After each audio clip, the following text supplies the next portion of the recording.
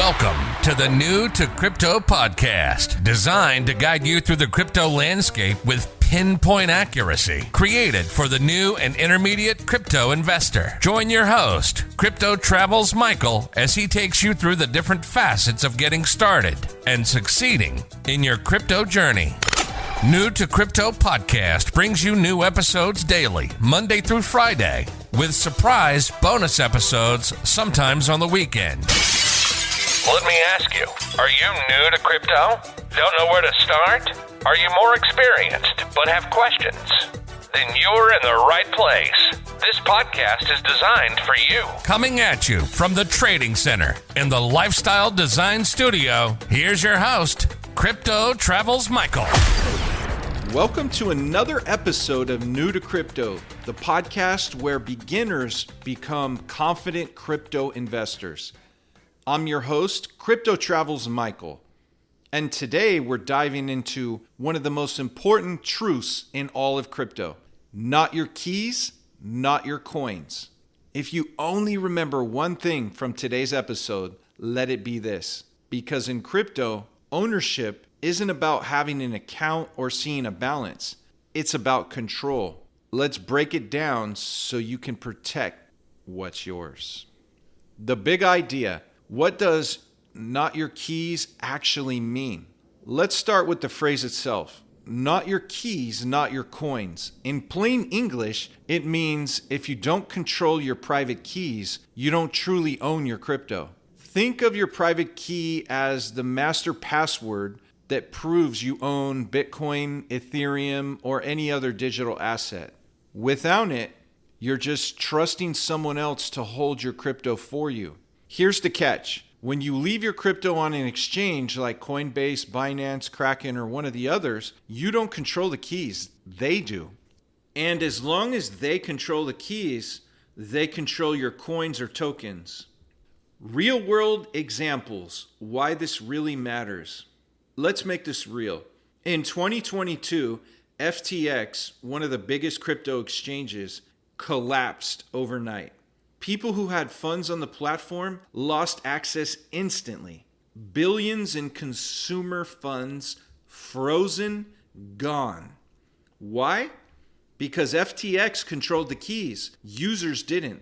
Other platforms have frozen withdrawals during crashes or hacks, leaving users locked out for weeks or months, in some cases permanently. But here's the thing. If you had your crypto in a self-custody wallet, none of that would have affected you because your keys equal your control. This isn't just a tech issue. It's a freedom issue. Owning your private keys means no one can freeze your account, block your withdrawal, or decide what you can do with your money. Back about 3 to 4 years ago, I experienced my own crypto frozen or stuck on a centralized exchange when I was actually in the process of sending it out of their platform. Actually, I sent the crypto out of their platform, or at least I thought I did. After I clicked the final button to send it out, I noticed on the screen an error occurred, and my crypto never was actually sent out. The crypto was no longer in my wallet in that exchange. There was no phone number for me to just call them. I had to send in a support ticket and wait. Finally, I received an email, but it wasn't a solution.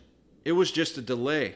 So finally, I had to email them back and inform them that I actually teach people around the world about crypto through my global podcast with listeners in over 170 countries, and that if they didn't either return my crypto or send it out to my receiving wallet that I used in my original transaction, that I would have to inform all of my listeners around the world what happened and which exchange it was.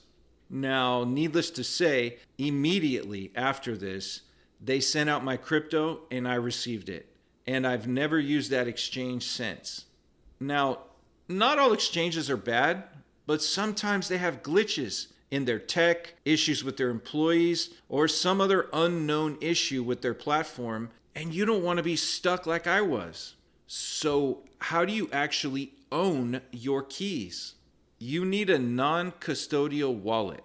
This is a wallet where you, and only you, control the private keys. Popular options include Exodus Wallet, Trust Wallet, MetaMask, Ledger, which is hardware, Trezor, which is also hardware. When you set one of these up, you'll be given a 12 or 24 word recovery phrase. This is a human readable version of your private key. This is the key to your coins. Write it down. Store it offline. Don't screenshot it. Don't upload it to the cloud. Don't take a photo of it. Don't keep it in digital form. And definitely don't share it. If you lose it, you lose access. If someone else gets it, they can take your crypto. So yes, self-custody gives you freedom, but it also comes with responsibility. Self-custody isn't scary, it's empowering. A lot of beginners get nervous about holding their own keys.